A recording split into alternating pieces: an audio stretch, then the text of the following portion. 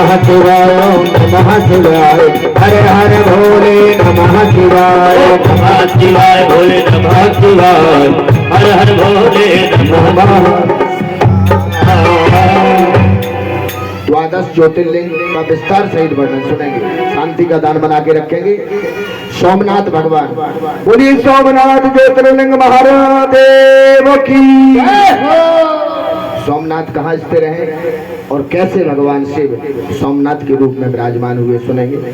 दक्ष ने अपनी 27 कन्याओं का विवाह, 27 कन्याओं का, दक्ष की 27 कन्या थी महाराज दक्ष, जिनका विवाह चंद्रमा के साथ कर दिया महाराज। 27 कन्याओं का, 60 कन्या थी वैसे तो, 27 कन्या चंद्रमा को विवाह की थी दक्ष ने।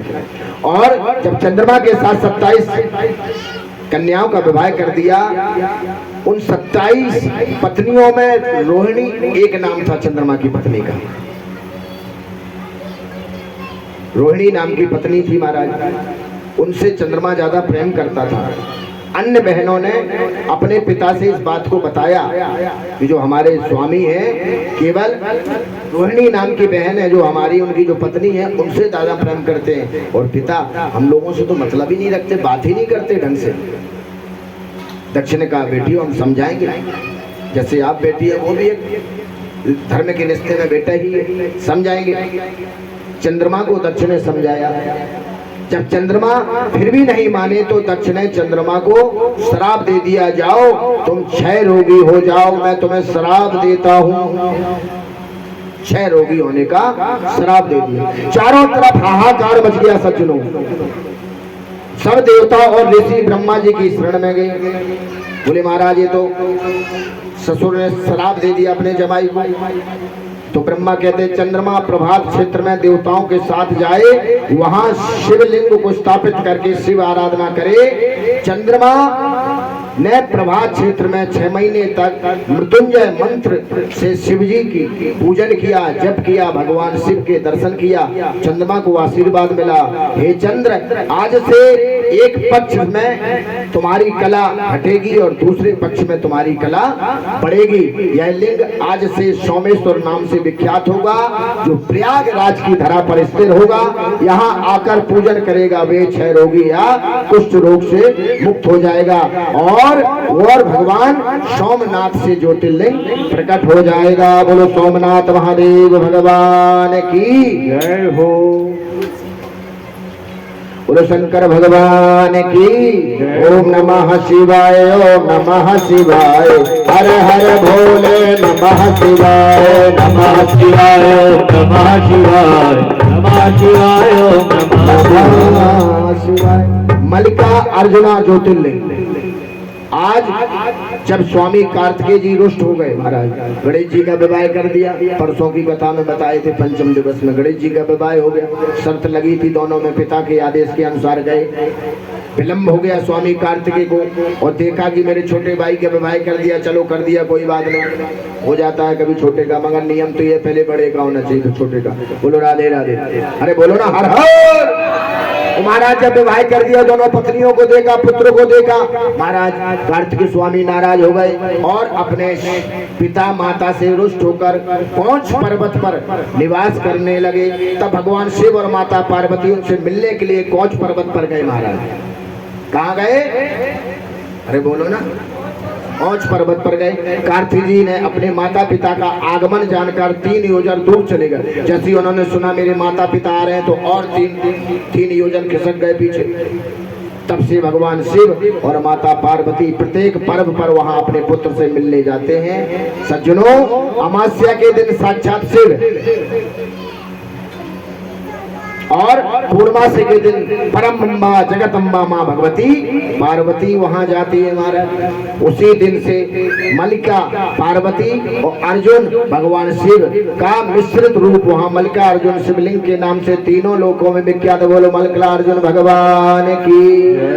जननी गर्भ संभूतम कष्टम न तोति पुनः जो गर्भ में कष्ट होते हैं, और मलका अर्जुन का जो दर्शन करता है उसको गर्भ के कष्ट उचित नहीं होते। जो मलका अर्जुन का दर्शन करता है उसे पुनः माँ के गर्भ में नहीं आना पड़ता है, पुनरपि जननम पुनरपि मरणम से उद्धार उसको मिल जाता है, और सदा शिव लोक का गामी होती है। नमः शिवाय ओम नमः शिवाय, हर हर भोले नमः शिवाय, नमः शिवाय ओम नमः शिवाय, हर हर भोले नमः शिवाय। नमस्तुभ्यं महाकालेश्वर भगवान शिव के परम प्रिय अवंतकी नामक एक प्रसिद्ध नगरी है। कौन सी है? अरे बोलते जाओ ना, बैठे क्यों? शांत क्यों बैठे? शिव बाबा के भगत शांत नहीं बैठते, कुछ ना कुछ करते रहते हैं। बोलो हर हर। अवंतकी नाम की नगरी प्रसिद्ध है। वहाँ एक श्रेष्ठ ब्राह्मण रहते थे महाराज। हाँ, उनके 4 पुत्र थे, चारों ही परम विद्यमान थे महाराज। अवंत की नगरी ब्रह्म तेज से संपन्न हो रही थी। इधर रत्नमाला पर्वत पर एक दूषण नामक दैत्य आया और रहता हुआ उस दुष्ट असुर ने बहुत बड़ी सेना लेकर अवंत की पूरी उज्जैन पर आक्रमण कर दिया महाराज। और दूषक ने ब्राह्मणों से कहा कि अगर वे वेद धर्म को छोड़कर मेरी आज्ञा का पालन करें और मेरी शरण में आ जाएं तो मैं उन्हें छोड़ दूंगा। बोलो महाकाल भगवान की। और सब ब्राह्मण भगवान शिव की शरण में चले गए। शिव भोला भंडारी हम आए शरण तिहारी, शिव भोला भंडारी हम आए शरण तुम्हारी, शिव भोला भंडारी हम आए शरण तिहारी, शिव भोला भंडारी हम आए शरण तुम्हारी। सब ब्राह्मण भगवान शिव की शरण में गए। शरणागतम प्रभु आपकी शरण में आए हैं और ब्राह्मणों से बड़ा प्रेम करते हैं भगवान। ब्राह्मण भगवान का मुख है महाराज, क्योंकि भगवान मंत्रों के अधीन होते हैं और मंत्र ब्राह्मण के अधीन होते हैं। मंत्रों से ही तो आपके कष्टों को दूर करते हैं भक्तों को, और वो मंत्र ब्राह्मणों के अधीन। इतना नहीं, भगवान राम ने ब्राह्मणों की महिमा बताई है महाराज कि मैं ब्राह्मणों के आशीर्वाद से आज जगत में जो प्रसिद्ध हूँ, तो ब्राह्मणों की महिमा है। परशुराम जी से जब राम जी का युद्ध हुआ महाराज, जब शरण में आए परशुराम जी ने देखा कि मेरे गुरु के धनुष का खंडन किया और आगे तमतमाते, तो राम भगवान सीधा नाथि संबोधन भंजन हारा, संबोधन भंजन हारा, कोई है कोई दास तुम्हारा, ये है कोई दास। जब भी वो कह रहे हैं किसने तोड़ा, भगवान मर्यादा पुरुषोत्तम श्री राम ब्राह्मणों की वंदना करते, प्रभु जिसने भी तोड़ा वो दास ही होगा, आपका परम दास होगा। बोले ऐसा दास है जिसने उत्तंडता की, वो दास होता? बोले नहीं प्रभु, आप ब्राह्मण है, मैं तो राम हूँ, आप परशुराम है, इसलिए मैं आपको दंडवत करता हूँ, प्रणाम करता हूँ, क्रोध मत हो। तो महाराज ब्राह्मण भगवान शिव की शरण में चले गए, और जब शिव की शरण में चले गए तो भगवान ब्राह्मण शिव जी की आराधना कर रहे थे। जैसे ही राक्षसों ने ब्राह्मणों को मारना चाहा, उसी समय पार्थिविक के स्थान पर घोर शब्द करता हुआ एक गड्ढा हो गया महाराज, और उसमें साक्षात भगवान महाकाल प्रकट हो गए। बोले महाकाल भगवान की जय। बोलो महाकालेश्वर भगवान। महाकाल भगवान प्रकट हो गए महाराज, और जैसे प्रकट हो गए भगवान महाकाल के हुंकार मात्र सुबह दूषण नामक राक्षस अपने सेना सहित नष्ट हो गया। जो कामना करके भगवान महाकाल की उपासना करता है उसकी हर कामना पूर्ण हो जाती है। अकाल मृत्यु वो मरे जो काम करे चंडाल का, अकाल भी कुछ ना करे जो भक्त है। बोलो महाकालेश्वर भगवान की जय। महाकालेश्वराय शिव महाकालेश्वराय, महाकालेश्वराय महाकालेश्वराय, हर हर भोले नमः शिवाय, नमः शिवाय नमः शिवाय, हर हर भोले हर हर महादेव।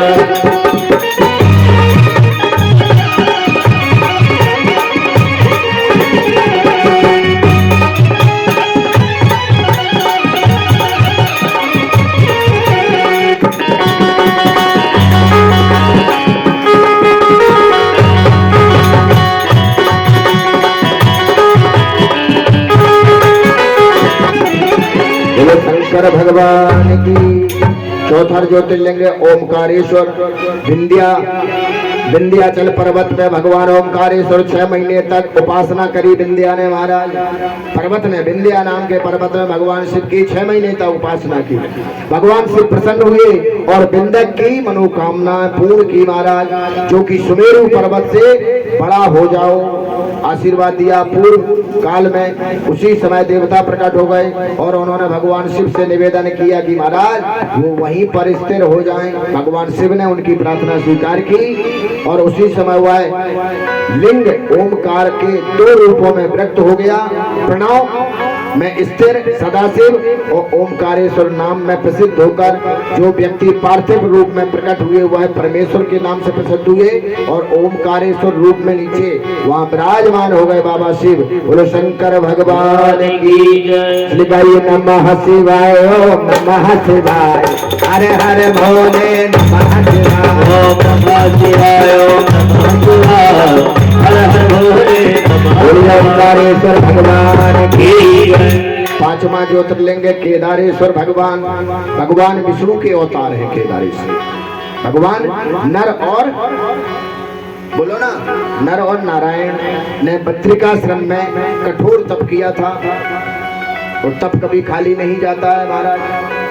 नर और नारायण ने बद्रिकाश्रम में कठोर तप किया था और उनके द्वारा प्रार्थना किए जाने पर भगवान सदाशिव केदारेश्वर के रूप में सदा वहां विराजमान हो गए। बोलो केदारेश्वर भगवान की जय। केदार नाम शंभु सभी मनोकामनाओं को पूर्ण करने वाले हैं। वे इस भूखंड के स्वामी हैं। सर्व काम प्रदा शंभु केदारेश्वर न संशय। इसलिए गाइए ओम नमः शिवाय ओम नमः नमः शिवाय नमः शिवाय नमः शिवाय नमः शिवाय नमः शिवाय। भीम शंकर भगवान की जय हो। भगवान ने महाबलीशाली कुंभकर्ण से उत्पन्न करकटी पुत्र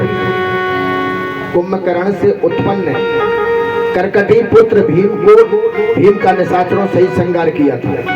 कुंभकर्ण के पुत्र का संहार किया था। देवताओं की प्रार्थना से भगवान शिव दुष्टों का दमन करने के लिए एक रूप में वही भीम शंकर नाम से स्थिर हो गए। बोलो भीम शंकर ज्योतिर्लिंग महादेव की। ताली बजाती हो नमः शिवाय ओम नमः शिवाय हर हर भोले नमः शिवाय नमः शिवाय ओम नमः शिवाय हर हर भोले नमः शिवाय। काशी विश्वेश्वर भगवान की। काशी में भगवान शिव काशी विश्वनाथ के रूप में उपस्थित हैं। काशी की इतनी महिमा है महाराज। यदि कोई भी मनुष्य पवित्र हो या अपवित्र हो, पापी हो या पुण्य आत्मा हो, कोई भी हो, कोई कन्या हो या विवाहित हो, विधवा हो या रजज्वाला हो, अरे कहां तक कहें अगर वह व्यभिचारिणी भी होगी तो उसका उद्धार हो जाएगा। भगवान विश्वनाथ का दर्शन करने से भक्तों को भोग और मोक्ष देने वाले होते हैं। इसलिए बोलो काशी विश्वनाथ भगवान की। इसलिए दोनों हाथ ऊपर उठा दो बोलेंगे बम बम बोल रहा है काशी बम बम बोल रहा है काशी बम बम बोल रहा है काशी बम बोल रहा है काशी बम बम बोल रहा है काशी बोल रहा है काशी बम बम बोल रहा है काशी हर हर महादेव हर हर महादेव हर हर महादेव। बोले काशी विश्वनाथ महादेव भगवान की जय। 8वां ज्योतिर्लिंग है त्र्यंबकेश्वर। क्या है? महर्षि गौतम के द्वारा प्रार्थना किए जाने पर भगवान शिव वहीं स्थिर हो गए। गौतम ऋषि थे जिनकी नारी अहिल्या थी, वही विख्यात हो गए। गौतम ऋषि ने भगवान का तप किया, प्रार्थना की, भगवान शिव वहीं स्थिर हो गए। गंगा मैया गोमती नाम से विख्यात हुई तथा उन्हीं गोमती के तट पर भगवान शिव त्र्यंबकेश्वर नाम से विश्व विख्यात हुए। गौतम जी के द्वारा पूजित है त्र्यंबकेश्वर नामक ज्योतिर्लिंग संपूर्ण कामनाओं को पूर्ण करने वाला होता। बोलो त्र्यंबकेश्वर भगवान की जय। नमः शिवाय ओम नमः शिवाय शिवाय नमः शिवाय हर हर भोले नमः शिवाय नमः शिवाय ओम नमः शिवाय हर हर भोले बोलो बैजनाथेश्वर भगवान की। जय हो। रावण ने कैलाश जाकर भगवान शिव को प्रणाम किया। और रावण कौन था? 10 शीश जिसके, चेला है दशानन और गुरु है, बोलो ना, रावण के गुरु कौन है? बाबा शिव। कितने सिर हैं उनके? 55। चेला के सिर हैं 10 और गुरुदेव के सिर हैं 5। और जब रावण जाता था हमारा, एक बार बाबा शिव और माँ जगदम्बा परम भक्ति माँ पार्वती दोनों तप कर रहे थे, दोनों भजन कर रहे थे। राम जी दोनों भजन कर रहे थे। राम कहो आराम मिलेगा, सुबह नहीं तो मिलेगा जरूर। दोनों भजन कर रहे थे। उतने में चेला आगमन हुआ। महाराज गुरु जी क्या पूछना, तो ये जब भी चले जाओ। और जैसे ही गए प्रणाम किया तो महाराज पूरा कैलाश पर्वत उठा दिया। अब बाबा शिव और पार्वती भजन कर रहे थे। जब कैलाश पर्वत उठाया तो दोनों हिलने लगे। मैया कहने लगी, स्वामी जी कौन आ रहा है? भूकंप आ रहा क्या या कोई क्या हो रहा महाराज? बोले कोई ना भूकंप आ रहा, कुछ नहीं हो रहा। मेरा चेला दशानन आया देवी, इसलिए संभल के बैठो। वो प्रणाम कर रहा। बोले वाह, गुरु महाराज का चेला भी जैसा है। जय हो प्रभु, कि गुरु को ही उठा दे। तो महाराज ऐसी बात है। वहां बैजनाथेश्वर रावण ने कैलाश जाकर भगवान की आराधना की तथा कहा कि आप कैलाश से चलना पड़ेगा आपको। प्रभु गुरुजी आपको मेरे साथ चलना पड़ेगा। अब भगवान गुरुदेव तो अचंभे में पड़ गए। अब चेला है, मना भी नहीं कर सकते हैं महाराज। और जब वहां गए तो भगवान शिव ने कहा, शिवलिंग देकर कहा, हे रावण तुम मेरी शिवलिंग को अपने घर ले जाओ और वहीं स्थापित करो, किंतु ध्यान रखना, सचेत किया गुरु जी ने, ध्यान रखना तुम इस लिंग को जहां भी स्थापित कर दोगे, जहां भी रख दोगे वहीं स्थिर हो जाएगा। बोलो शंकर भगवान की। उमादार जो चित की नाई, उमादार जो चित की नाई, सवाही न जावत राम गोसाई, न जावत राम गोसाई। जय सिया राम जय जय सिया राम, जय सिया राम जय जय सिया राम, जय सिया राम जय श्री। बाबा ने अपनी माया दिखा दी। रावण जैसे ही शिवलिंग को लेकर चला महाराज, उठा कर ले चला, किंतु मार्ग में ही उसे लघु शंका आ गई। क्या आ गई? लघु शंका आ गई। और लघु शंका करने के लिए जैसे चल पड़ा तो ध्यान आ गया गुरु जी का शब्द। गुरु जी ने कहा था, सुनो चेला, जहां स्तर कर दोगे वहीं मैं विराजमान हो जाऊंगा। वो ध्यान आ गया और बाबा ने कहा, बात ध्यान आ गई। वहां से ग्वाला आ रहा था महाराज। रावण एक गोप को शिवलिंग देकर, रुको ए बालक सुनो, इधर आओ, ये बाबा को पकड़ो, शिवलिंग है और 2 सेकंड में आ रहा हूँ, थोड़ी इमरजेंसी जाना है। ग्वाला ने कहा महाराज जल्दी आना, नहीं तो गड़बड़ काम है। तो ग्वाला को शिवलिंग देकर लघु शंकर करने चला गया। एक मुहूर्त बीतने पर वह गोप लिंग के भार को सहन नहीं कर पाया, पीड़ित हो गया और उसने वहीं पृथ्वी पर शिवलिंग रख दिया। वह लिंग वहीं स्थिर हो गया और बैजनाथेश्वर नाम से प्रसिद्ध हो गया। बोलो बैजनाथ महादेव की जय। ओम नमः शिवाय, ओम नमः शिवाय, हरे हरे भोले नमः शिवाय, नमः शिवाय, नमः शिवाय, हर हर भोले नमः। ये हमारे संगीत के माध्यम आचार्य महाराज हर वर्ष बैजनाथेश्वर में जल चढ़ाने के लिए बाबा की कृपा के द्वारा जाते हैं। ऐसे परम अद्भुत भक्त हैं, ऐसे ऐसे परम भक्त हैं। वहीं स्थिर हो गया। रावण फिर उठा भी नहीं सका महाराज। एक बात की बात है, एक दंपत्ति थे महाराज, एक जगह कथा सुन रहे थे। पंडित जी बार बार कहते थे महाराज गुरु दीक्षा लेना, गुरु दीक्षा लेना। ठीक है, कथा विश्राम हुई, पंडित जी अपने घर चले गए। उस दाम्पत्ति को मन में विचार आया, भाई व्यास जी कहते थे कुछ करना है। पत्नी को बोले जाओ गुरु दीक्षा लेना है, कोई ऐसा गुरु देखो। बोले महाराज आप देखो। बोले पड़ोस में एक पंडित जी महाराज है, अपने पुरोहित हैं, उनको बुला लो, उन्हीं से दीक्षा ले लेंगे। वो दाम्पत्ति दोनों आए, बुलाए उनको महाराज जी को। महाराज जी को बुलाए तो महाराज जी का स्वागत किया, बढ़िया दिव्य आसन पर बिठाला और कहा कि महाराज हमें दीक्षा चाहिए, क्या क्या सामान लगता है। पंडित जी बोल रहे हैं सुनो, सर्वप्रथम गाय का गोबर होता है, आंगन को लीपा जाता है, चौक पूरा जाता है और विधिवत वस्त्र इत्यादि दान पुण्य देकर ब्राह्मण को विधिवत उसको विदाई की जाती है और उससे मंत्र लिया जाता है। बोले आप देंगे? बोले ठीक है, पूर्णमासी की तिथि दिन निश्चित है तुम्हारी दीक्षा। पंडित जी आ गए, पूर्णमासी का दिन था। बोले आपको याद है सामग्री हमने क्या क्या बताई थी? महाराज बोले हाँ। बोले गोबर मंगाया जाए, उतनी जगह को लीपा जाए, वहां लीपा गया, गोल चक्र बना दिया और बोले इसी जगह दीक्षा दी जाएगी, इससे इधर हो जाओगे उधर हो जाओगे तो दीक्षा नहीं मिलेगी, मंत्र काम नहीं करेगा। पंडित जी ने समझा दिया और सब कुछ इत्यादि दक्षिणा वगैरह सब होना चाहिए। बोले ठीक है महाराज सब मिलेगा। पत्नी से कहा जाओ गाय का गोबर लाओ गौशाला से। गोबर आया महाराज, लीप दी गई, आंगन को लीपा गया और जजमान को वहीं बैठा दिया गया। जजमान को बोल रहे हैं गुरुजी जाओ तुम आंख बंद कर लो और भगवान का ध्यान करो, हम तुम्हारे कान को जैसे ही फूकेंगे समझ लो गुरुजी का मंत्र मिल गया। अब आंख बंद कर लिया महाराज। चौमासे का दिन था, ये बरसात का दिन था, ठीक है।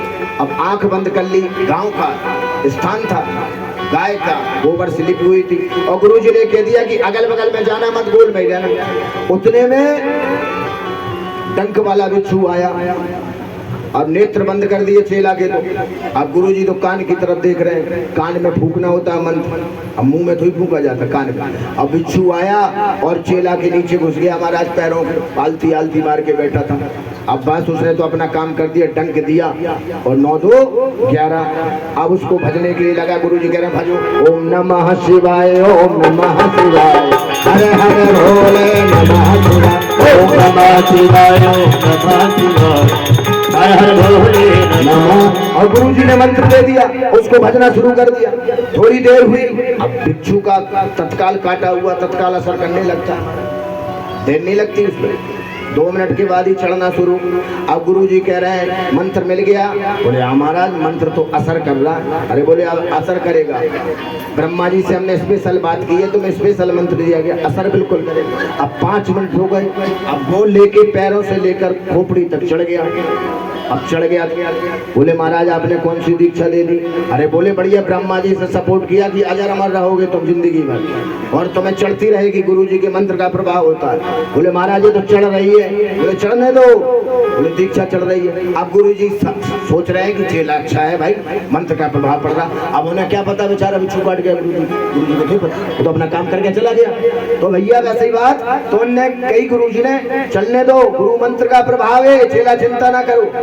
बोले महाराज तो वो तो काम कर रहा है। बोले करने दो। बोले दक्षिणा कैसे दें? बोले रुक जाओ पहले, अभी मंत्र का प्रभाव हो रहा, क्या पता तुम्हारे अंदर से कष्ट दूर हो रहे हैं, रोग दूर हो रहे हैं, पाखंड दूर हो रहा, अब तुम परम भक्त हो रहा, कोई बात नहीं, दक्षिणा थोड़ी देर बाद दे देना। अब वो उतरने का नाम ही नहीं ले रहा और पत्नी को भी दीक्षा दी। अब वो बार बार पति कह रहा अपनी पत्नी से, सुनो देवी तुम्हें गुरु मंत्र काम कर रहा, तुम्हें चढ़ रहा। बोले नहीं हमें तो नहीं चढ़ रहा। अब वो तो खड़ी थी, उसको तो जगह दी दीक्षा मगर उसको तो कुछ हुआ नहीं, उसको तो ही काटा बिच्छू ने, बिच्छू को काटा उसने जजमान को, भाव उसका था हमारा। बोले तुम्हारे को काम कर रहा? बोले नहीं। बोले हमें तो दीक्षा चढ़ रही है। अब गुरुजी ने कहा चढ़ने दो, भजन करने दो, दीक्षा चेला बन गया तो मिल जाएगी दक्षिणा जब चाहे, कोई बात नहीं डबल। गुरुजी अपने घर को चले गए महाराज और जैसे ही घर को चले गए तो रोकने लगा, थोड़ी थोड़ी बिच्छू असर होने लगा।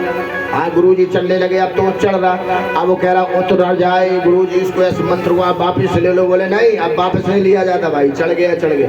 बोले गुरुजी ले रहे नहीं ले रहे, समझ रहे नहीं समझ रहे, अपना मंत्र वापस करो। अरे यार कमाल है, कैसा चेला है, अब मंत्र जो चला गया कान में वापस तो ही होगा। बोले ले रहे। पत्नी को देवी ले आ बुद्धि प्रकाश, हो गई दीक्षा इच्छा, दक्षिणा है अब गुरुजी की। उन्होंने बुद्धि प्रकाश मंगाया और 9 2 11 2 4 लठ दिए गुरुजी में। बोलो वासुदेव भगवान। अब गुरुजी तो भग गए बेचारे, अपने प्राण बचा के। बोले चेला तो बड़ा गड़बड़ है यार। अब गुरुजी क्या पता बिच्छू काट, जब चले गए कुछ देर बाद 2-4 घंटे के बाद बिच्छू का असर शांत हुआ। अब उसने पश्चाताप किया, बोले मुझे तो बिच्छू ने काट रखा था और गुरुजी की दक्षिणा तो दी नहीं, बेचारा पाप हो गया। पंडित जी ने कहा था गुरुजी, अब उनको दक्षिणा की जगह दंड दे दिया, मार दिया। चलो गलती मनाते हैं, ब्राह्मण से कुछ हो जाए गलती मना लो, क्षमा कर देता, कोई बात नहीं। गए, बोले तुम जाओ, हमारे ऊपर तो गुरु नाराज है भैया, तुम चली जाओ। ए सुनो ना, रानी की मम्मी, तुम चली जाओ, हमारे ऊपर तो गुरु नाराज। अरे बोले हम नहीं जाते, तुमने मारो, तुमने मारो, हम तुझे, तुम जाओ। बोले गए, बोले तुम जा रहे नहीं जा रहे, तुम भैया दें फिर गुरु दक्षिणा। तो पत्नी चली गई बेचारी, बोले गुरु भाई जाओ। गए, गुरु जी अगले गाँव में रहते थे। गुरु जी के कहे, गुरु जी कह रहे नहीं सुन रहे, गुरु जी कह रहे कुआ, बोले हम फलाने की पत्नी आए। बोले क्या बात? बोले दक्षिणा तो ले लो। बोले हमने एक बार दक्षिणा ले ली, अब तुम करे जाओ, तुम अलग चलाओ, हम अलग गुरु है, हमें नहीं चाहने दक्षिणा। तो पैसे ही बात है महाराज कि रावण को भगवान शिव तो दिए बाबा ने, मगर उसका भाव कोई दूसरा था। इसलिए बाबा ने एक विशाल रूप लेकर इतना उसको तत्काल उसको ऐसा श्राप दिया या वरदान दिया कि उसको लघु शंकर लगते थे। रावण तो महाराज 10 इंद्रियों त्रिलोकी था, वो माया रचाई बाबा ने। और बैजनाथेश्वर वहीं विराजमान हो गए, जो मिथिला की धाम पर स्थिर हैं और बैजनाथेश्वर नाम से विख्यात है। बोले बैजनाथेश्वर भगवान की। 10वां अवतार लिया भगवान नागेश्वर का। भगवान शिव अपने परम भक्त सुप्रिय वैश्य के लिए कारागार में प्रकट हुए महाराज। कहाँ हुए? कारागार में। उन्होंने सुप्रिय वैश्य से देश करने वाले दारुक का वध किया और नागेश्वर ज्योतिर्लिंग के रूप में प्रतिष्ठित हो गए। बोले नागेश्वर भगवान की। 11वां हुए रामेश्वर महाराज, जहाँ श्री राम ने लंका पर विजय प्राप्त करने के लिए समुद्र तट पर भगवान शिव की शिवलिंग की आराधना की थी और रामेश्वर नाम से विख्यात हुए महाराज। कहाँ पर? रामेश्वर में। जो रामेश्वर दर्शन करे, जो रामेश्वर दर्शन करही, जय रामेश्वर दर्शन करही। भगवान रामेश्वर के जो दर्शन करती त्रिलोक मुक्ति उसको सानिध्य प्राप्त हो जाती है। भगवान राम ने रेत के पार्थिव लिंग बनाए और रावण को आचार बनाकर बुलाया और वहां पर प्रतिष्ठित कराया। और वहां पर आज भी 4 धामों का जल रामेश्वर में चढ़ाया जाता है। गंगा सागर में स्नान किया जाता है महाराज, वहाँ जल चढ़ाया जाता है 4 धामों का। जाकर एक धाम रामेश्वर में, फिर 4 धाम उसके संपन्न होती हैं। इसलिए रामेश्वर के रूप में वहाँ विराजमान हो गए। बोले शंकर भगवान की जय। जो गंगा जल से श्री रामेश्वर शिवलिंग को स्नान कराएगा वह जीवन मुक्त हो जाएगा, ऐसा वर्णन शिव पुराण में आता है। 12वां ज्योतिर्लिंग भुसमेश्वर ज्योतिर्लिंग। स्वधर्मा नाम के एक तपोनिष्ठ ब्राह्मण थे। स्वधर्मा नाम के एक तपोनिष्ठ ब्राह्मण थे। उनकी पत्नी का नाम था सुदेहा। क्या था? सुदेहा। सुदेहा ने जब कोई संतान नहीं थी तो उसने अपनी छोटी बहन घुसमा का विवाह सुधर्मा से करवा दिया महाराज। घुसमा परम शिव भक्ता था। कालांतर में सुधर्मा और घुसमा के एक पुत्र हुआ। पुत्र के बड़े होने पर पिता ने पुत्र का विवाह भी कर दिया, किंतु सुधर्मा की प्रथम पत्नी ने पुत्र को मार दिया महाराज। आहा, प्रथम पत्नी थी जो किसका पुत्र नहीं था, जलन के मारे जो दूसरा विवाह कराया था उस पुत्र को मार दिया। और नित्य पार्थिव शिवलिंग का विसर्जन करती थी, पूजन करती थी। जैसे आप पूजन कर रहे हो पार्थिव पूजन का, नित्य पूजन वो पूजन करती थी। सुधर्मा नाम की पत्नी सुदेहा डेली पूजन करती थी और भगवान का जाप करती थी निरंतर। 3 वर्ष तक जो पंचाक्षर मंत्र का जाप करता ओम नमः शिवाय का, उसको अखंड बर की प्राप्ति होती है महाराज। करे कंटिन्यू।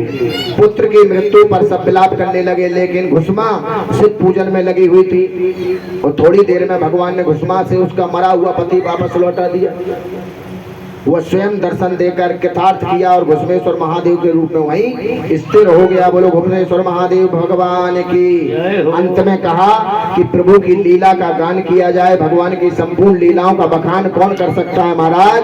भगवान शिव को सुदर्शन चक्र प्राप्त होने तथा महाशिवरात्रि व्रत की विधि का वर्णन किया है महाराज। नमः शिवाय ओम नमः शिवाय, हर हर भोले नमः शिवाय, ओम नमः शिवाय ओम नमः शिवाय, हर हर भोले।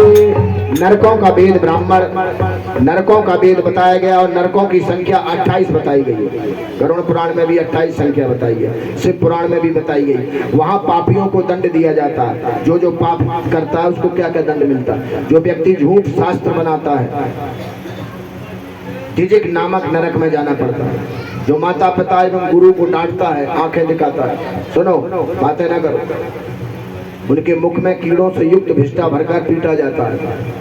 जो शिव मंदिर बगीचा कूप आदि को नष्ट करता है, डिस्टर्ब करता है भक्ति भावना को, उन्हें कोलू में पेरा जाता है। जो पर स्त्री गमन करते हैं उन्हें तपती हुई लोहे की स्त्री का आलिंगन कराया जाता है। जो सज्जनों की निंदा सुनते हैं, करते हैं, छोड़ दो, जो सुनते हैं उनके कान में कील ठोक दी जाती है। इसलिए सज्जनों की निंदा नहीं छोड़ना चाहिए, या तो उससे पूरा रोको, उसको ताकत है, नहीं तो वहां से निकल लो।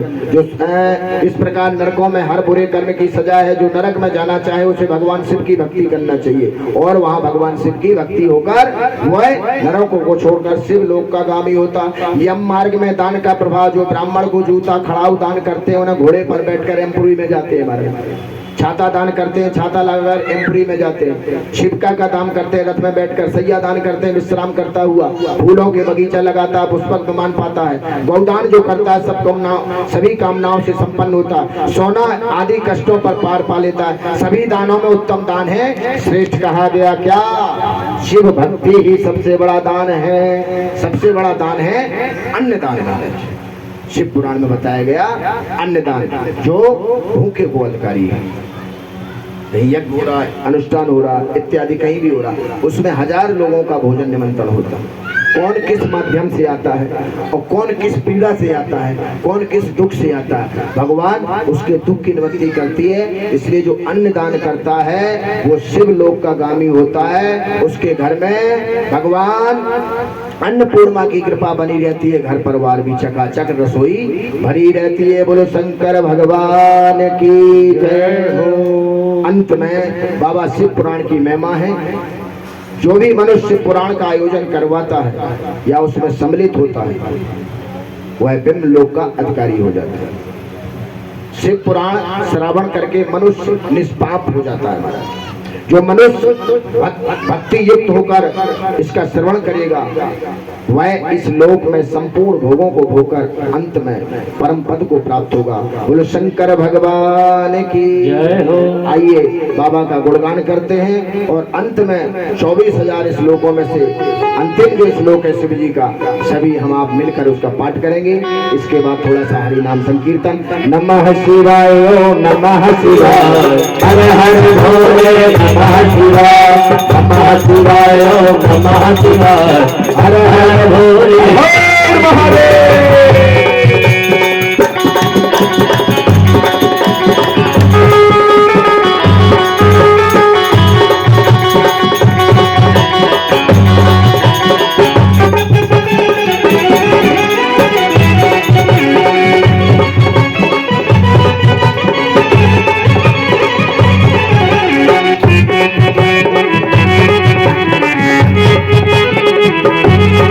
शिव शंकर भगवान की जय। आइए अंतिम श्लोक का सभी श्रवण करते हैं। जो शुरुआत में नहीं आ पाए या बीच में नहीं आ पाए वो अंतिम श्लोक का श्रवण और पाठन करने से संपूर्ण शिव महापुराण का फल मिलता है।